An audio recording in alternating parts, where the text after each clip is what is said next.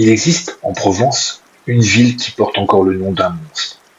Chaque année, on promène son effigie dans les rues comme un souvenir apprivoisé. Mais il fut un temps où les rives du Rhône n'étaient pas un décor de fête. Il fut un temps où quelque chose dans l'eau trouble brisait les barques et broyait les hommes. Et si la Tarasque n'était pas seulement une légende? Au XIIIe siècle, le Rhône n'était pas ce fleuve paisible que l'on contemple aujourd'hui depuis les quais de Tarascon. Entre Tarascon et Beaucaire, ces eaux larges et capricieuses imposaient leurs lois aux hommes.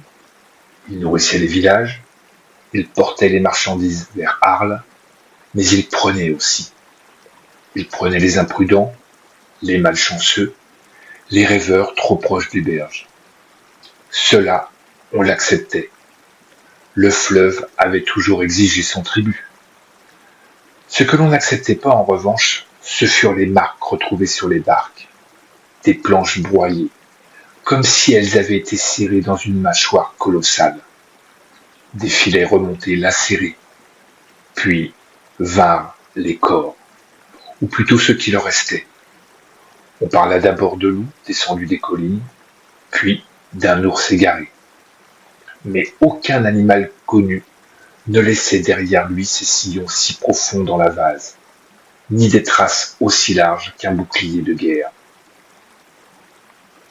Les pêcheurs de la Roubine jurèrent avoir vu à la tombée du jour une masse sombre émerger du fleuve, une bête lourde, cuirassée, dont le dos évoquait la carapace d'une tortue, gigantesque.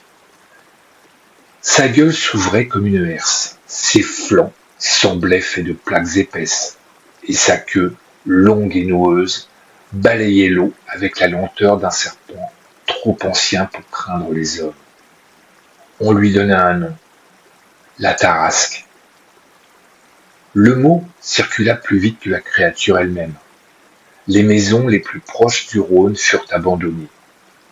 Les bateliers faisaient halte bien avant les berges suspectes. On pria dans les églises de Tarascon. On invoqua les saints. On fit bénir l'eau du fleuve. Les seigneurs organisèrent des battues. On lança des lances, on tendit des chaînes, on jeta des torches enflammées. Rien ne semblait entamer la cuirasse de la bête. Le feu glissait sur elle comme sur une pierre humide, et plus on la traquait, plus elle frappait avec une précision terrible.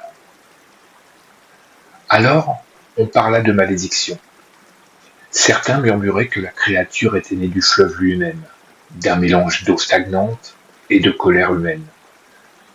D'autres affirmaient qu'elle n'était que l'ombre des fautes accumulées, une incarnation des peurs que l'on refusait de nommer. Quoi qu'il en soit, la Tarasque ne se contentait pas de tuer. Elle imposait la peur, une peur lente et persistante, qui s'installait dans les maisons avant même la tombée de la nuit. C'est à ce moment que l'on se tourna vers Marthe. Celle que l'on nomme aujourd'hui Sainte Marthe vivait alors près des rives, dans une simplicité presque effacée. On disait qu'elle venait d'Orient, qu'elle avait accosté en Provence bien des années auparavant, portant avec elle une parole nouvelle. Elle écouta les récits sans hausser la voix. Puis un matin, où la brume pesait sur le Rhône comme un drap mouillé, elle descendit seule vers les berges. La Tarasque surgit des eaux dans un grondement sourd. L'eau éclaboussa la terre, les roseaux se couchèrent sous le choc, et la masse cuirassée se dressa face à elle. Les hommes réfugiés derrière les murs de Tarascon s'attendaient à voir la femme disparaître dans une mâchoire béante. Mais elle ne recula pas. Elle parla. Certains dirent qu'elle priait, d'autres qu'elle chantait. Sa voix pourtant ne tremblait pas. Peu à peu, le souffle de la créature se fit moins violent. Ses griffes cessèrent de labourer la berge. La Tarasque s'abaissa, comme si une force plus grande que la rage l'avait atteinte. Marthe passa une corde autour de son cou, non comme on enchaîne un monstre, mais comme on guide une bête rétive. Et la Tarasque, docile, la suivit jusqu'aux portes de la ville. Ce qui se produisit alors ne fut pas un miracle, ce fut une réaction humaine. Les habitants n'avaient pas oublié les morts, ni les nuits passées à guetter le fleuve. Ils virent la créature soumise et y reconnurent non la paix, mais l'occasion de se venger. Les pierres volèrent, les lances frappèrent, les haches s'abattirent sur la cuirasse qui n'avait cédé à aucune arme auparavant.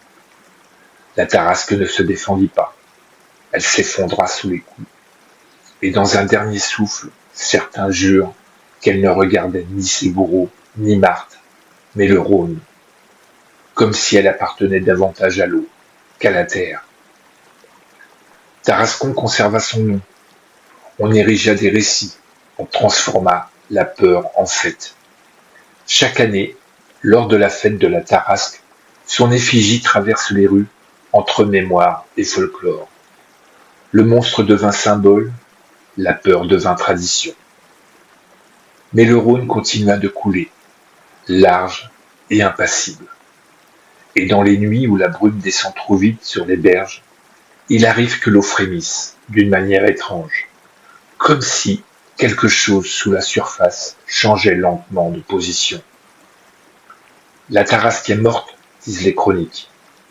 Mais certains soirs, lorsque le Rhône s'alourdit et que la brume efface les rives, il semble retenir son courant, comme s'il protégeait encore quelque chose dans les profondeurs troubles où la lumière ne descend jamais.